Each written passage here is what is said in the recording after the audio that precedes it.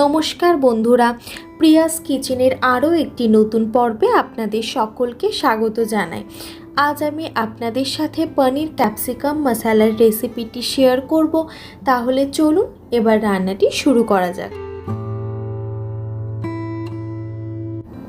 প্রথমে একটি মশলার পেস্ট তৈরি করে নেব, যার জন্য নিয়ে নিয়েছি একটি ছোট সাইজের মিক্সিং জার, দিয়ে দিচ্ছি একটা মিডিয়াম সাইজের কেটে নেওয়া টমেটো, দিয়ে দিচ্ছি 3 টুকরো ক্যাপসিকাম, কিছুটা পরিমাণে ধনেপাতা, 2টো কাঁচা লঙ্কা এবং 10 থেকে 15টা রসুনের কোয়া।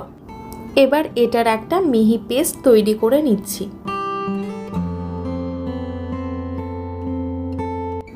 পরবর্তী পর্যায়ে কড়াই খুব ভালোভাবে গরম করে নিয়ে দিয়ে দিচ্ছি রিফাইন্ড তেল 2 টেবিল চামচ।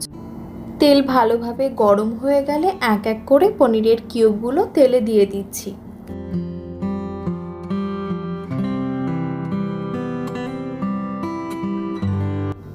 এখন একটি চামচের সাহায্যে উল্টে পাল্টে গোল্ডেন ব্রাউন করে ভেজে নিচ্ছি।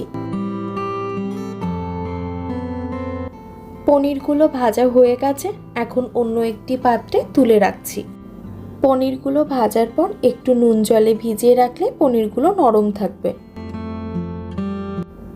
ওই কড়াইতে পেঁয়াজ এবং ক্যাপসিকামটাও ভেজে নেব।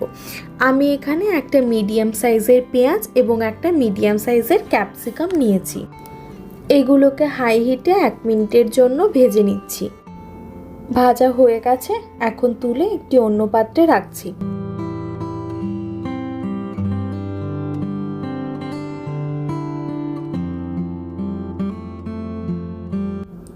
গ্রেভিটা বানানোর জন্য এখন ওই কড়াইতে দিয়ে দিচ্ছি রিফাইন্ড তেল 1 টেবিল চামচ। তেল ভালো মতো গরম করে নিয়ে দিয়ে দিলাম একটা তেজপাতা, শুকনো লঙ্কা, গোটা জিরে এবং গোটা গরম মশলা। 5 থেকে 10 সেকেন্ডের জন্য নাড়াচাড়া করে নিয়ে দিয়ে দিচ্ছি 2টো মিডিয়াম সাইজের পেঁয়াজ কুচোনো। পেঁয়াজটা এখন গোল্ডেন ব্রাউন করে ভেজে নেব।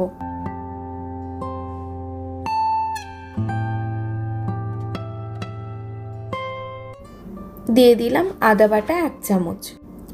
2 থেকে 3 মিনিটের জন্য আদাটা ভালোভাবে ভেজে নেব, যাতে আদার কাঁচা গন্ধটা চলে যায়।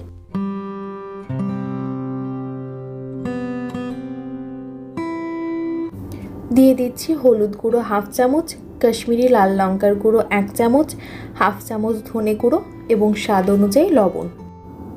ভালোভাবে নাড়াচাড়া করে মিশিয়ে নিয়ে দিয়ে দেব আগের থেকে করে রাখা মশলার পেস্টটা।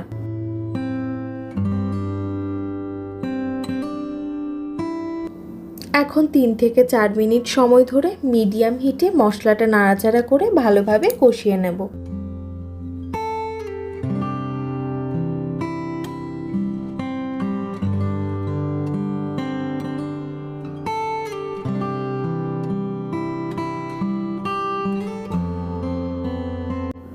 দিয়ে দিচ্ছি কিছুটা পরিমাণে গরম জল। আবারও নাড়াচাড়া করে মিশিয়ে নিয়ে রান্না করে নেব 10 মিনিটের জন্য লো ফ্লেমে।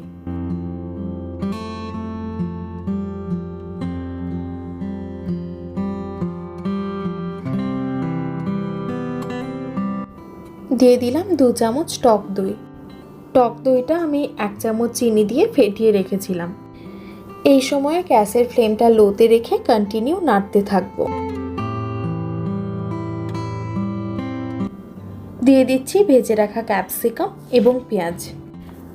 দিয়ে দিচ্ছি আগের থেকে ভেজে রাখা পনিরগুলো।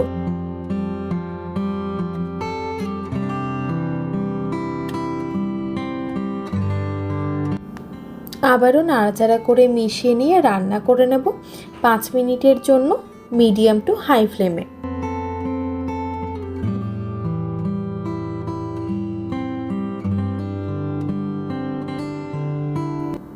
দিয়ে দিচ্ছি কিছুটা পরিমাণে কসুরি মেথি।